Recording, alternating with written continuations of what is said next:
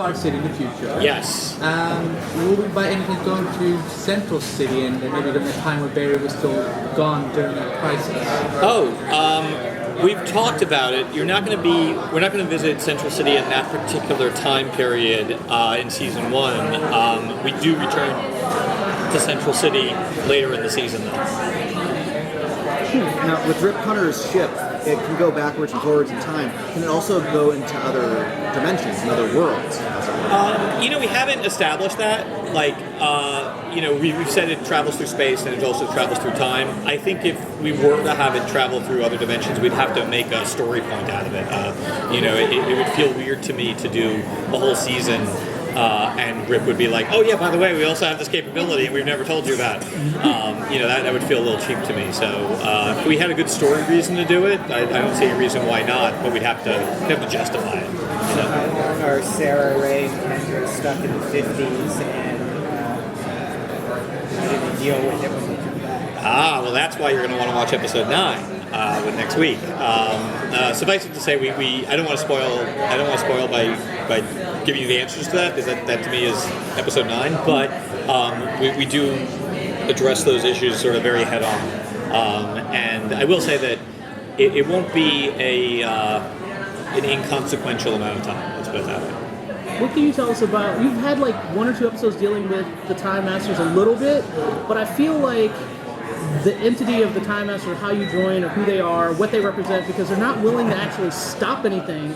So are you going to get, basically my question is, are you going to delve more into who they are as an entity and what they're actually doing as a job? Because apparently saving the future doesn't seem really what they're trying to do. Well, they're like U.S. Congress. They've got a job, but they're not particularly interested in doing it. No, I'm joking, but not really joking.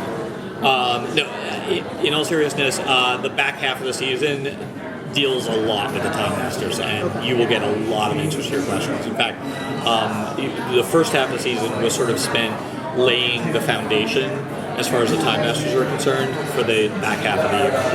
You just didn't know we were laying the pipe because we were doing it in a sort of very slow, subtle way. But by the end of the season, you'll be like, oh, that's why I met that character at that time. That's why they said this at that time. Like, there have even been little things that have happened throughout the first half of the season that I think for the audience just played as like a toss-away line of dialogue, but it all had a reason to it, and you'll see the puzzle pieces start to come together in I think a pretty definitive fashion.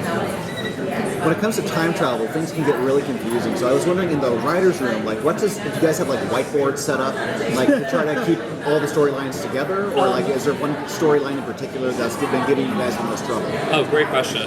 We do have a great number of diagrams and storyboards and whiteboards. And that said, I always say, and I'm always the one in the writer's room who's going, by the time episode 9 airs, the people who are really sticklers for time travel, they probably tuned out by this point, and we've got to use the Doctor Who term, we have our most timey-wimey episodes coming up, and episode 12 in particular is like a crazy timey-wimey episode, and it's the kind of story, quite frankly, that we couldn't tell if the raison d'etre of the show is how do we very anal retentive make sure that every rule of time travel works, because the truth is it's a fool's errand, because anyone who has seen any time travel movie or TV show knows it never lines up perfectly. It's just impossible. I don't care what the project is. So we are, we're trying to be responsible, but at the same time we want to tell the best story possible. And you'll see by the end of the year, there's a lot of things that do line up. And one of the things, like you had asked. Is there anything that particularly vexes us? I would say, just for me, it's probably the mythology behind the Hawks.